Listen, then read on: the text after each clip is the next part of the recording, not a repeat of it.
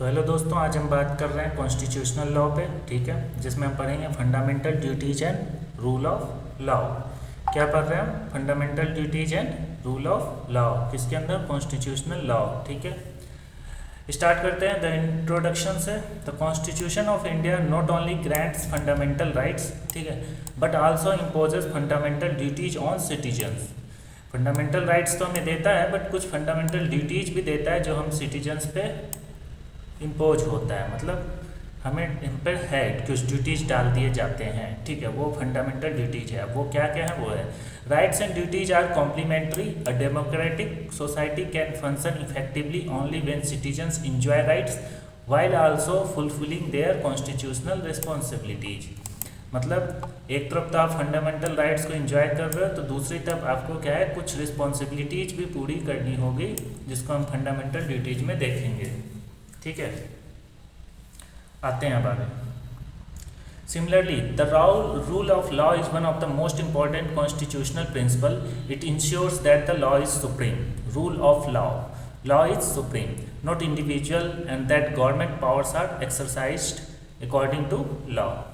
तो हम इस यूनिट में क्या कवर करेंगे? फंडामेंटल ड्यूटी, जो आर्टिकल 51A 51A। दूसरा हम पढ़ेंगे rule of law, Dicey theory. ठीक है, DICEY डीसीज थ्योरी। ठीक है, इंडियन एप्लीकेशन, एक्सेप्शंस और लैंडमार्क केसेस देखेंगे। स्टार्ट करते हैं फंडामेंटल ड्यूटीज में। Fundamental duties are content in part 4A। ठीक है, कौन से पार्ट में? 4A। ठीक है, और आर्टिकल कौन सा है? 51A। ठीक है, Originally, the Constitution contained the fundamental rights and DPSP, directive principles of state policy only, but no fundamental duties। तो पहले जब कॉन्स्टिट्यूशन बना था तो उसमें फंडामेंटल राइट्स थे, DPSP था, directive principles of state policy, but fundamental duties नहीं था। तो ये बाद में अमेंड होकर हमें मिला है, जो पार्ट 4A और 51A कहलाता है आर्टिकल। ठीक है, The duties are added later because the framers realized that citizens also have responsibilities toward the nation। तो जिस तरह से हम राइट्स को एंजॉय कर रहे हैं, उस तरह से हमारे भी कुछ रिस्पॉन्सिबिलिटीज़ हैं देश के प्रति। ठीक है, तो उसे इसलिए बाद में ऐड किया गया, किसमें? फंडामेंटल ड्यूटीज में। ठीक है,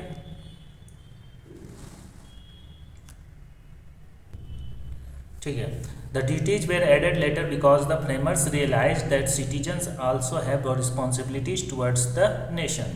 Historical background, origin देखते हैं। Why were fundamental introduced? During the emergency, ठीक है, इमरजेंसी के समय का कहानी है, 1975 से लेकर 1977 के बीच का। It was felt that citizens should also have constitutional responsibilities। The स्वर्ण Singh committee 1976 recommended adding fundamental duties। तो स्वर्ण सिंह कमेटी जो थे 1976 में, उन्होंने रिकमेंड किया कि फंडामेंटल ड्यूटीज भी होना चाहिए। ठीक है, कब? इमरजेंसी के समय, 1975 से 1977 के बीच। तो फिर हमारा क्या हुआ कि एक अमेंडमेंट आया, 42वां अमेंडमेंट, कॉन्स्टिट्यूशनल अमेंडमेंट। ठीक है, 1976 में, जिसमें ऐड हुआ पार्ट 4A आर्टिकल 51A। क्या? Fundamental duties. ठीक है, मतलब एक सिटीजन का रिस्पॉन्सिबिलिटीज देश के प्रति। ठीक है, वो ऐड हुआ। पहले initially there were 10 duties, later 86th amendment हुआ फिर 2002 में। ठीक है, कौन सा अमेंडमेंट? 86। ठीक है, तो कॉन्स्टिट्यूशनल अमेंडमेंट 2002 में हुआ, जिसमें हमें और एडेड किया गया 1 मोर ड्यूटी। तो हो गए हमारे टोटल 11 फंडामेंटल ड्यूटीज। तो पहले सबसे पहले स्टार्टिंग में कॉन्स्टिट्यूशन जब बना तब कोई ड्यूटीज नहीं था, फंडामेंटल ड्यूटीज। तो स्वर्ण सिंह कमेटी जो थे हमारे, ठीक है, स्वर्ण सिंह कमेटी 1976 में इमरजेंसी के समय जो है, उन्होंने बोला कि कुछ फंडामेंटल ड्यूटीज भी होना चाहिए आम नागरिकों को देश के प्रति। तो इसलिए उस समय जो है 42nd अमेंडमेंट आया 1976 में। ठीक है, जिसमें पार्ट 4A ऐड किया गया था और उसके अंदर आर्टिकल 51A डाला गया, फंडामेंटल ड्यूटीज विथ 10 क्लॉज। ठीक है, 10 फंडामेंटल ड्यूटीज ऐड किए थे। बाद में जब एक और अमेंडमेंट आया, कौन सा अमेंडमेंट? 86। ठीक है, वो कब आया? 2002 में। तो उसमें क्या बोला गया कि एक और ऐड किया गया फंडामेंटल ड्यूटीज में। ठीक है, ये बेस हुआ हमारा। ठीक है, आगे अब डिटेल में पढ़ते हैं। Constitutional provision Article 51 states that it shall be the duty of every citizen of India followed by 11 duties. ठीक है, तो सारी सिटीजन जो भी इंडिया का है उसकी एक ड्यूटी बनेगी और वो ये 11 सारे फॉलो करेंगे, 11 जो हमारे इसमें है। ठीक है, तो article 51A respect the constitution. तो आर्टिकल 51A का पहला पार्ट ए बोलता है respect the constitution. Every citizen shall respect the constitution, its ideals, respect institutions, respect national flag and the respect national anthem। ठीक है, जैसे standing respectfully during the national anthem. ठीक है, ये हमारा फंडामेंटल ड्यूटीज में आएगा। ठीक है, अब आर्टिकल 51A बी क्या कहता है, follow ideals of freedom struggle. Citizen should cherish the noble ideals that inspired India's freedom movement. Example remembering the sacrifices of freedom fighters. ठीक है, अब आते हैं आर्टिकल 51AC क्या कहता है, protect sovereignty unity and integrity of our country. ठीक है, every citizen should protect sovereignty unity and integrity of India, not supporting activities that threatens national unity. अब आते हैं 51AD क्या कहता है, टी से defend the country. Citizen should defend India whenever called upon, serving the armed air force is required by law. जैसे ठीक है, एग्जाम्पल में था वो। ठीक है, अब आते हैं आर्टिकल 51AE बोलता है promote harmony. Citizen should promote brotherhood, maintain harmony and respect women. ये हमारी ड्यूटी हुए 51AE। ठीक है, जैसे एग्जाम्पल है avoiding communal hated and discrimination. ठीक है, अब आते हैं आर्टिकल 51AF। ठीक है, preserve cultural heritage, protect India's monuments arts. ठीक है, ट्रेडिशंस हेरिटेज। ठीक है, प्रोटेक्टिंग हिस्टोरिकल मॉन्यूमेंट्स, ये भी हमारा ड्यूटी है, फंडामेंटल ड्यूटी। ठीक है, आर्टिकल 51AG क्या बोलता है, protect environment. Citizen should protect river, forest, lake, wild life and show compassion towards living creatures. तो एग्जाम्पल में जैसे प्लांटिंग ट्रीज, अवॉइडिंग पॉल्यूशंस, ये हमारी ड्यूटी है। ठीक है, article 51AH develop scientific temper. Citizen should promote scientific thinking, humanism, spirit of inquiry. ठीक है, रिफॉर्म। जैसे एग्जाम्पल में rejecting superstitions through rational thinking. ठीक है, सुपरस्टिशनल जो हमारे थिंकिंग हो है उसको हटाना। ठीक है, अब आते हैं article 51AI safeguard public property, protects public property, avoid violence, not damaging buses during the protest. Article 51AJ strive for excellence. Citizen should strive towards excellence in every field. Example working honestly in one's profession. Article 51AK Education of children. Parents and guardians must provide opportunities for education and to children between 6 to 14 years of age. ठीक है, amended by the 86th Constitution Amendment। ठीक है, 2000 में add हुआ था। कौन सा, 51AK क्या था, एजुकेशन ऑफ चिल्ड्रेन। पेरेंट और guardian must provide opportunities for education to children between 6 to 14 years of age। याद करने का तरीका है, 11 ड्यूटीज है हमारे। ठीक है, RFSDHPESS। ठीक है, ये शॉर्ट फॉर्म से याद रखेंगे। जैसे पहला respect, freedom, sovereignty, defence, harmony, heritage, environment, scientific temper, safeguard property, strive and school. इसमें एजुकेशन हो गया। ठीक है, इसमें रेस्पेक्ट करना है, नेशनल एंथम, नेशनल फ्लैग। ठीक है, तो ये सारी चीज़ें हैं। Importance of fundamental duties. ठीक है, क्यों है ये फंडामेंटल ड्यूटीज सर्व सेवरल कॉन्स्टिट्यूशनल पर्पसेस। जैसे प्रमोट पेट्रोलिज्म। ठीक है, देशभक्ति का प्रमोशन होगा। ठीक है, encourage national unity, maintain discipline, responsible citizen, strengthen democracy, protect national symbols, promote respect for constitution, national flag, national anthem, protect environment, encourage sustainable development, promote scientific thinking, reduce superstitions and encourage innovations, preserve heritage, protect historical monuments and culture, balance right with responsibilities, balance rights with responsibilities, rights cannot exist without corresponding duties।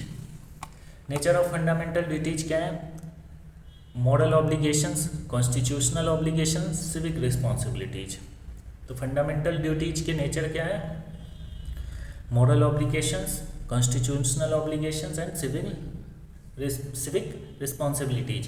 Are fundamental duties enforceable? Generally no. Unlike fundamental rights, no. Generally no. Citizens cannot ordinarily be compelled through a writ petition solely to perform a fundamental duty. They are non-justiciable. ठीक है। However, Parliament may enact laws to enforce certain duties, जैसे Prevention of Insults of National Honor Act 1971, Environment Protection Act 1986, Wildlife Protection Laws, Forest Conservation Laws. Violation of such law is punishable. अब आते हैं relationship between the fundamental rights and fundamental duties. Rights and duties are complementary. Fundamental rights protects individual liberty and fundamental duties promote responsible citizenship.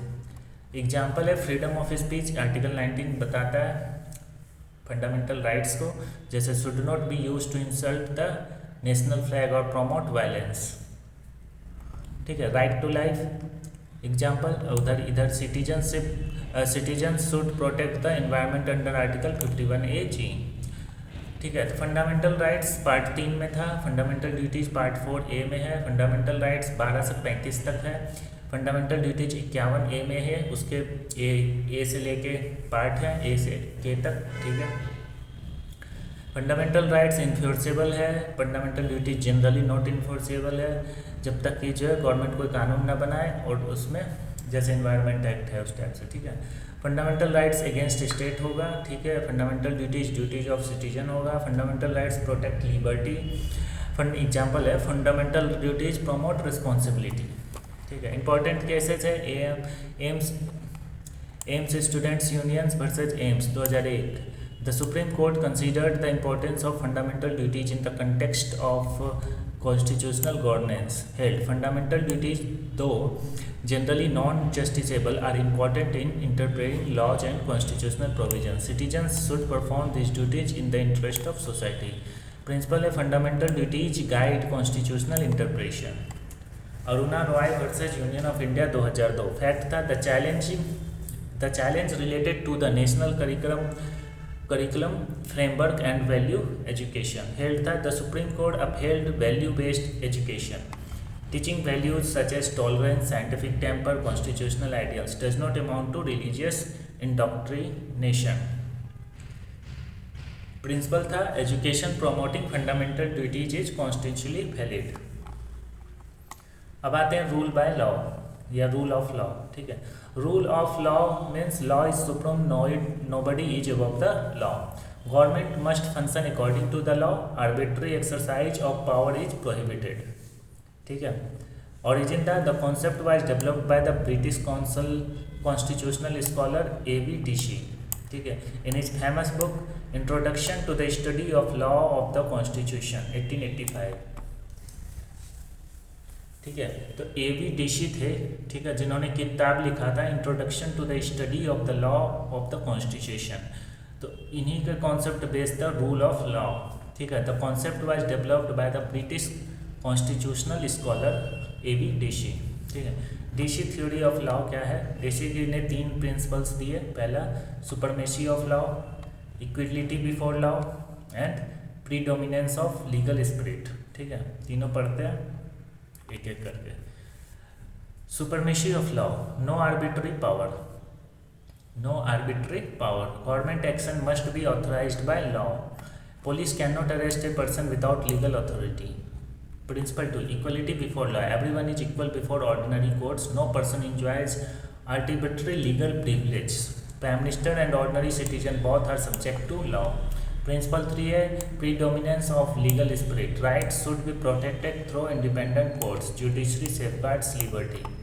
Predominance of legal spirit, rights should be protected through independent courts. ठीक है। Judiciary safeguard liberty. ठीक है। Memory tricks है 3 जो हमारे principal थे, किसने दिया? A.V. Dicey। ठीक है, जो ब्रिटिश कॉन्स्टिट्यूशनल स्कॉलर थे। ठीक है। Supremacy of law, equality before law, supremacy of law, equality before law and predominance of legal spirit. Rule of law in India. Although the constitution does not expressly define the rule of law, it is embedded in the several provisions. जैसे constitutional foundations में हमारे दिए हैं, article 14 में दिया है equality before law, article 19 बोलता है फ्रीडम्स, आर्टिकल 21 बोलता है life and personal liberty, article 32 बोलता है कॉन्स्टिट्यूशनल रेमेडीज, आर्टिकल 226 बोलता है writ jurisdiction, judicial review, independence of judiciary, basic structure doctrine. तो इसको अगर हम देखते हैं तो हमें पता चलता है कि हमारे पास भी रूल ऑफ लॉ है, मतलब कोई भी ऐसा कानून नहीं बन सकता जो इनसे ऊपर उठ के हो, मतलब हम ऐसा कोई लॉ नहीं बना सकते या अमेंड नहीं कर सकते कि बेसिक स्ट्रक्चर हिल जाए, ठीक है। जुडिशरी हमेशा इंडिपेंडेंट रहेगा, उस पर किसी का चलेगा नहीं, ना दबाव होगा, ठीक है। कोई भी कानून बनेगा तो जुडिशियल रिव्यू होके पास होगा, ठीक है। ऐसा नहीं कि गवर्नमेंट कोई भी, तो लॉ यहाँ पे सबसे बड़ा हुआ, ठीक है। अब है अगर कुछ भी दिक्कत हुआ लॉ के राइट्स के अगेंस्ट तो आप रेमेडीज उठा सकते हो, फ़ायदा, ठीक है। और ये हमें बाय डिफ़ॉल्ट मिल जाता है हमें, ठीक है। तो इसके ऊपर लॉ बन ही नहीं सकता है कि जिससे ये वायलेट हो, ठीक है। तो rule of law is basic structure. The supreme court has held that the rule of law forms the basic structure of the constitution, ठीक है। Therefore parliament can not destroy it through a constitutional amendment. Indian application of rule of law in India. Government acts according to law. Executive powers are reviewed by the courts. Citizens have legal remedy. Judicial review is available. Arbitrary state action violates Article 14. अब आते हैं आगे। Government cancel, example है, government cancel A person's passport without following a fair procedure. The person can challenge the action before the court. The principle was reinforced in Menka Gandhi versus Union of India at 1978, ठीक है। Exception of rule of law. Rule of law does not mean there are no constitutional immunities, ठीक है। Certain limited exceptions exists, जैसे President of India, मतलब rule of law कहने का ये मतलब नहीं है कि कोई भी कॉन्स्टिट्यूशनल इम्यूनिटीज नहीं है, कुछ है एक्सेप्शंस, जैसे प्रेसिडेंट ऑफ इंडिया को मिला हुआ है। आर्टिकल 361 बोलता है the presidents enjoy immunity from court proceeding for official acts during the term of the office subject to the constitutional limitation. मतलब अगर वो अपने पोस्ट पे है, जो प्रेसिडेंट बना हुआ है, तब तक कोई उस पर कोई जो है कोई भी कोर्ट प्रोसीडिंग्स नहीं हो सकता है, ठीक है, फॉर ऑफिशियल एक्ट्स, ठीक है। पर्सनल एक्ट का हो सकता है, फॉर ऑफिशियल एक्ट्स का, ठीक है।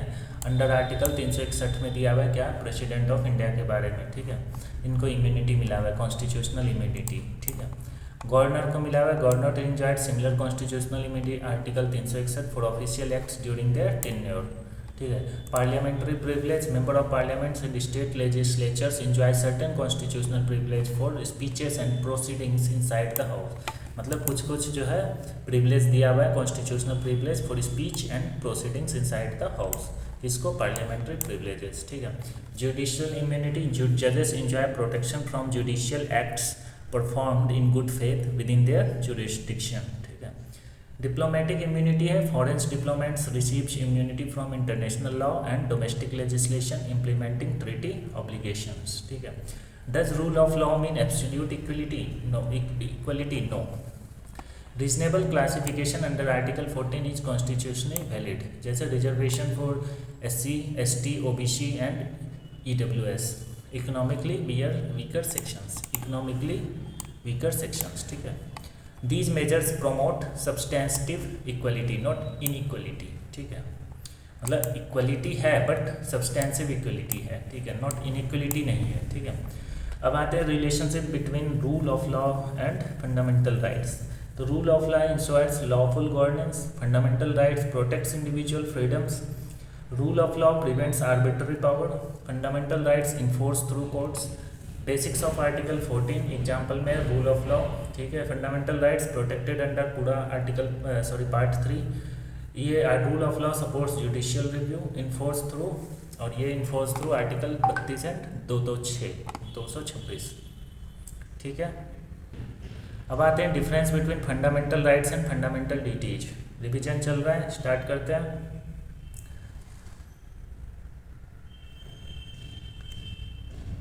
Fundamental rights enforced by courts available against the state with some exceptions, protects liberty, दिया हुआ है किसमें, पार्ट 3 में। फंडामेंटल ड्यूटीज क्या है, generally not justiciable, obligations of citizens होता है, प्रोमोट रिस्पॉन्सिबिलिटी एंड दिया हुआ है किसमें, part 4A of constitution. Rule of law versus rule by law, ठीक है। रूल बाय लॉ मतलब रूल बाय लॉ, लॉ के द्वारा रूल करना, और एक होता है रूल ऑफ लॉ, ठीक है, लॉ का रूल, ठीक है। तो गवर्नमेंट में लॉ ऑफ रूल का बात कर रहे हैं, ठीक से। Protects liberty, fair and justice, reasonable based on the constitutionalism. Rule by law जो है हमारा जो होता है वो government mainly uses law as a tool, may permit arbitrary governments, can be opposed if the law itself is unjust based on the legal authority, जैसे राजा लोग करते थे, ठीक है। एग्जाम्पल में democratic constitutional government acting with in constitutional limits follow the rule of law, and authoritarian regime enforcing harsh laws without constitutional safeguards may operate through rule by law, ठीक है। Important cases जो हमने देखा, AIIMS student versus AIIMS, ठीक है, versus AIIMS students union versus AIIMS था 2001 में। Fundamental duties are valuable constitutional obligations and aid constitutional interpretation. Anurag Rai versus union of India 2002, value based educational promoting constitutional ideals and fundamental duties is constitutional valid. Menaka Gandhi versus union of India 1978, fair just and reasonable procedure is essential, rule of law is reinforced through article 14 and 21। Kesavananda Bharati versus State of Kerala 1973, ठीक है, rule of law is a part of basic structure through border constitutional principles. Indira Nehru Gandhi versus Raj Narayan, ठीक है, 1975, free and fair election and rule of law are integral to the constitutional framework. कुछ memory tricks है, क्या चीज़ के लिए? Fundamental duties क्या है हमारे? Respect constitution, freedom struggle ideals, ठीक है, सोवरेनिटी, डिफेंस, हारमोनी, हेरिटेज, ठीक है, हेरिटेज बचाना है, हारमोनी बना के रखना है, डिफेंस रखना है देश का, बचा के रखना है देश को, डिफेंस में ज़रूरत पड़ेगा तो जाना होगा, ठीक है, इन्वायरमेंट बचा के रखना है, साइंटिफिक टेम्पर में रहना है, ठीक है, सोच चेंज रखना है, साइंटिफिकली रखना है सोच, ठीक है, सेफगार्ड पब्लिक प्रॉपर्टी को नुकसान नहीं करना है, स्ट्राइव फॉर एक्सलेंस, ठीक है, और लास्ट में एजुकेशन टू चिल्ड्रन 6 से 14 साल तक के लिए। तो वही है, respect constitution, freedom struggle ideals, sovereignty बना के रखना है, यूनिटी इंटीग्रिटी और डिफेंस देखना, ठीक है, harmony, heritage, environment, scientific temper, safeguard public property, strive for excellence and education for children 6 से 14 साल तक के बच्चों के लिए, ठीक है। डीसी थ्योरी ने क्या कहा? डीसी थ्योरी जो ब्रिटिश हमारे कॉन्स्टिट्यूशनल स्कॉलर थे, उन्होंने कहा था, क्या कहा था? उन्होंने 3 प्रिंसिपल दिया था, supremacy of law, equality before law and predominance of legal spirit. Law is supreme, arbitrary power prohibited and writs and judicial reviews protects citizens, ठीक है। Rule of law, law is supreme, ठीक है, arbitrary power prohibited, ठीक है, writs and judicial review protects citizens. कुछ questions इस तरह से आ सकते हैं, शॉर्ट क्वेश्चंस, लॉन्ग क्वेश्चंस, ठीक है। तो मेन हमने आज क्या पढ़ा? फंडामेंटल ड्यूटीज, ठीक है, जो आर्टिकल 51A में दिया हुआ है, कौन सा पार्ट में? आर्टिकल 4A में दिया हुआ है। और पहले फंडामेंटल ड्यूटीज़ नहीं था, ठीक है, जब स्टार्टिंग में कॉन्स्टिट्यूशन बना था, ये बाद में ऐड ऑन हुआ था 42nd अमेंडमेंट में, ठीक है। और ये कब आया था? 1976 में, ठीक है, जब हमारा इमरजेंसी का केस चल रहा था, ठीक है। और फिर हमारा उसमें उस समय 10 ही आए थे फंडामेंटल ड्यूटीज, बाद में 11वां ऐड किया था 86 अमेंडमेंट्स में। 86th अमेंडमेंट कौन सा ईयर में हुआ था? 2002 में, ठीक है। तो उसमें एजुकेशन आया था, एजुकेशन ऑफ चिल्ड्रन 6 से 14 साल तक के लिए, ठीक है। ये केसेस थे हमारे, ये सारे कुछ पढ़े, ठीक है। तो rule by law versus rule of law दोनों हम देखे, ठीक है। एबीडीसी थे हमारे, एबीडीसी कौन थे? ब्रिटिश कॉन्स्टिट्यूशनल स्कॉलर, जिनका फेमस बुक था इंट्रोडक्शन टू द स्टडी, ठीक है, of the law of the constitution 1885 में आया था। तो इन्होंने 3 प्रिंसिपल दिया था, supremacy of law, equality before law and predominance of legal spirit, ठीक है। Law is supreme, nobody is above the law, rule of law का कहना मतलब है, ठीक है। ये हमारे कुछ डिफरेंस थे, हमने जो ऊपर फंडामेंटल राइट्स और ड्यूटीज के बीच में पढ़े थे, ठीक है। ये रिवीजन हो रहा है हमारा बेसिकली, ठीक है, प्रोटेक्शन ऑफ पेट्रोटिज्म, ठीक है, इंट्रोडक्शन टू फंडामेंटल ड्यूटीज, ठीक है, क्या क्या थे? Respect, freedom, sovereignty, defence, harmony, heritage, environment, scientific temper, safeguard property, tribe, school. ठीक है, ठीक है। तो ये 51 ए सी बी ए, ठीक है। पहले 10 आए थे, बाद में एक ऐड हुआ था। ठीक है, ये हमारी जो फंडामेंटल ड्यूटीज है, ये 86 कॉन्स्टिट्यूशनल अमेंडमेंट 2002 में आया था 11वां, और पहले जो 10 ऐड हुआ था किसमें, 42nd कॉन्स्टिट्यूशनल अमेंडमेंट 1976 में हुआ था। ठीक है, और किसने रिकमेंड किया था? स्वर्ण सिंह कमेटी, याद रखना है, स्वर्ण सिंह कमेटी 1976 में, किस समय? इमरजेंसी के समय, 1975 से 1977 के बीच में। ठीक है, स्वर्ण सिंह कमेटी। ठीक है, तो इस वीडियो में इतना ही है, मिलते हैं नेक्स्ट वीडियो में भी नए टॉपिक के साथ। अगर वीडियो अच्छा लगे तो लाइक कर लो, चैनल सब्सक्राइब कर लो। मिलते हैं नेक्स्ट वीडियो में, थैंक्स।